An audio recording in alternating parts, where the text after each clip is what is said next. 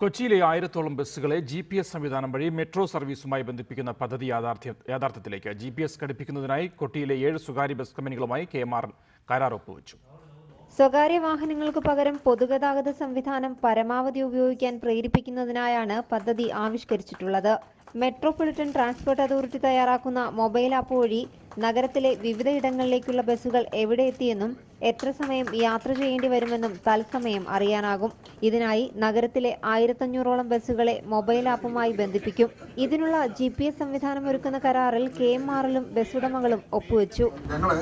ഈ കൊച്ചി ആപ്പ് ഉപയോഗിച്ചുകൊണ്ട് Indian റെയിൽവേസിന്റെ app ഉണ്ടല്ലോ, അതും കൊച്ചി വൺ ആപ്പ് തമ്മിൽ ബന്ധപ്പെടുത്തിക്കൊണ്ട് റെയിൽ റോഡ് ഒരുമിച്ച് കൈകാര്യം ചെയ്യാൻ പറ്റുമോ എന്നതാണ് നമ്മൾ നോക്കുന്നത്. അപ്പോൾ അത് തീർച്ചയായിട്ടും നമുക്ക് എടുക്കാൻ സാധിക്കുമെന്നാണ് ഞങ്ങൾ കരുതുന്നത്. ഞങ്ങളത് ഇന്ത്യൻ റെയിൽവേസുമായിട്ട് ചർച്ച ചെയ്യാൻ ഉദ്ദേശിക്കുന്നു. പദ്ധതിയുടെ രണ്ടാം ഘട്ടത്തിൽ KSRTC ബസ്സുകളെയും ഉൾപ്പെടുത്തും. ഏപ്രിൽ ആദ്യം പദ്ധതി പൂർത്തിയാക്കും.